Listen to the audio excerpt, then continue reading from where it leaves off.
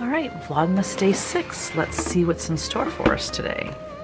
It's day 17 of our advent boxes here. What do we have? This is the tree, the base of the tree. Makes me think that some of these fit together like a puzzle. But anyway, remember how the squirrel, that's supposed to be squirrels. I'll have to look at the other pieces. I have a feeling that something goes on top of that, like to build a tree. When this is all said and done, I'll get them all out and we'll see what we can make sense of it. See if we can make sense of it. All right, Kitten Stitch Your Advent Box, day 17. Pretty pink package. What do we have here?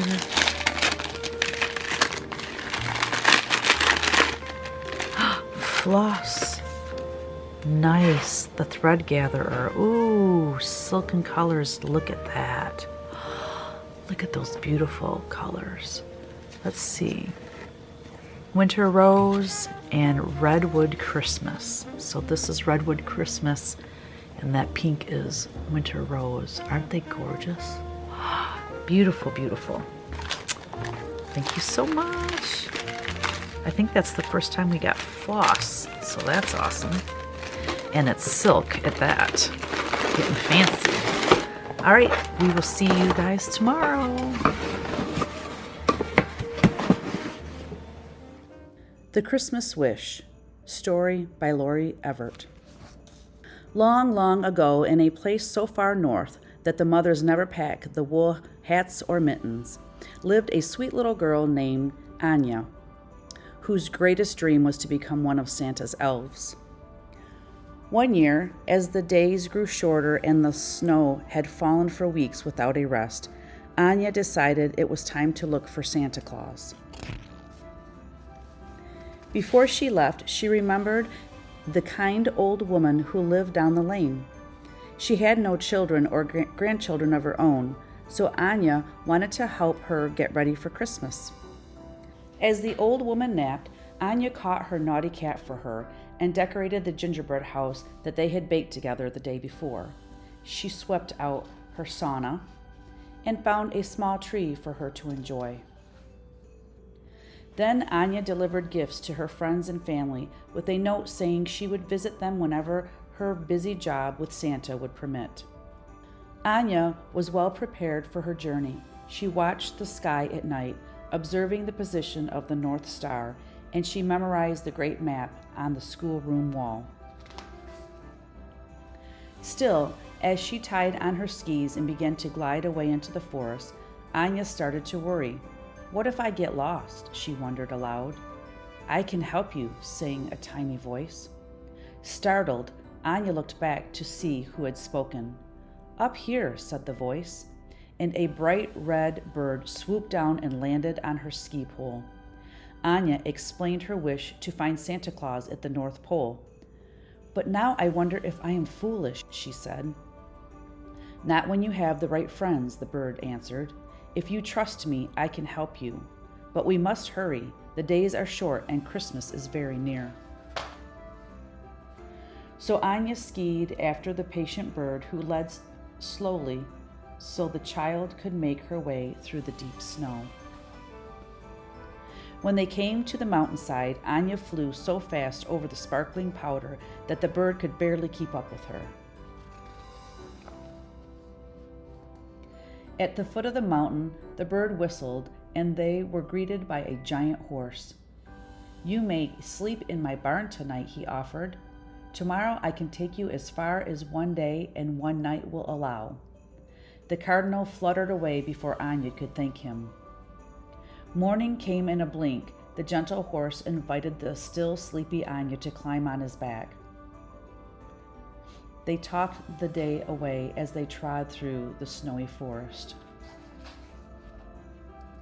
Evening fell as they approached the mountain pass. The sky came alive with the dancing colors of the northern lights. They stood spellbound for hours and fell asleep, the horse standing strong and solid with Anya lying across his warm back. Anya was sad when she awoke and remembered that the horse would have to leave her, but she knew that his people would be worried about him. Later, as they approached a gleaming icefall, the horse whinnied loudly 3 times, and from a hole in the ice appeared the oddest-looking creature Anya had ever seen. The musk ox spoke softly and slowly. "The cardinal asked me to escort you under the glacier to the tundra," she said. Then she turned and walked back into the dark cave. "Follow her now," the horse said to Anya. "She is shy, but she is trustworthy." He saw that Anya was sad to leave him, so he said, "When you are Santa's elf, you can visit me whenever you wish. But hurry now, Christmas is very near." Anya took off her skis and bravely joined the plodding ox. The cave was dark as night as Anya followed the ox downward, and luminescent blue as they climbed up a trail of ice and stones. When they emerged, Anya saw a tremendous fur blanket lying on the ground in front of her. Just as she was ready to collapse into its warm folds, it shifted. It rose. It wasn't a blanket. It was an enormous bear, just like the ones in the tales her father told around the fire. After Anya had thanked the musk ox for her help, the bear spoke. "I have come to take you north over the tundra," he said in a deep, soothing voice. "You may ski or ride as you wish, but we must hurry. Christmas is coming soon." When they stopped for a rest, Anya found a small book in her pocket. In the day's last light, she read a story to the bear about a troll and 3 silly little goats. The next day was bright again. Anya skied, then rode on the bear's back. He was great company. They sang songs and made each other laugh. They reached their destination early. Anya had no idea how the bear could tell this spot from any other, but he told her they would be meeting a friend at this exact place. "Since we have time, let's take another rest," he said. Anya curled up into the bear's softness and slept without a dream. They awoke to a jingling, jangling sound. Sleigh bells! Anya and the bear looked up. A reindeer landed right in front of them. "I'm so glad I found you," the reindeer said. "We must run, for I am too tired to fly." Anya felt sorry for him. He looked exhausted. As she took off his harness, she remembered an apple that he had brought and offered it to him. The reindeer thanked her as he happily ate the apple. Anya hugged the bear goodbye. Then she put on her skis and set forth with her new friend. At first, Anya tried to ski behind the reindeer, but he was much too fast, so Anya asked him to tow her. It was as close to flying as she'd ever been. Anya skied that way for many miles.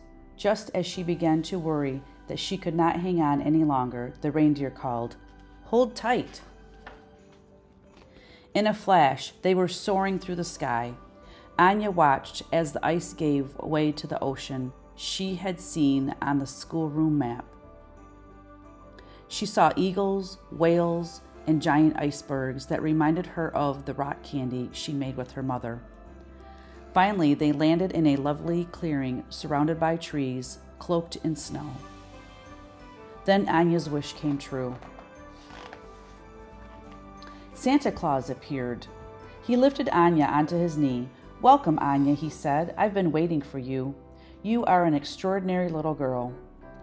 While there were many children who wished to be one of Santa's elves, you were the first to have come this far, and you are already my most important helper. You bring kindness and joy to those around you all year. Thank you. Now, may I ask you for a favor?" he added with a smile. "Will you help me drive my sleigh?" Anya was thrilled to give the command, "Fly!" It was very early Christmas morning when they landed near Anya's home. "Before I leave," Santa said, "I'd like to give you a very special gift. This is a magical bell. If you ever need help, ring this bell 3 times. Santa Claus kissed her on the cheek, and the next thing she knew, she was in her bed. Anya sat up and looked out the window and into the frosty morning. There was no sleigh, no reindeer, no tracks in the snow. She held the bell closely. Was it all a dream, she wondered? What do you think?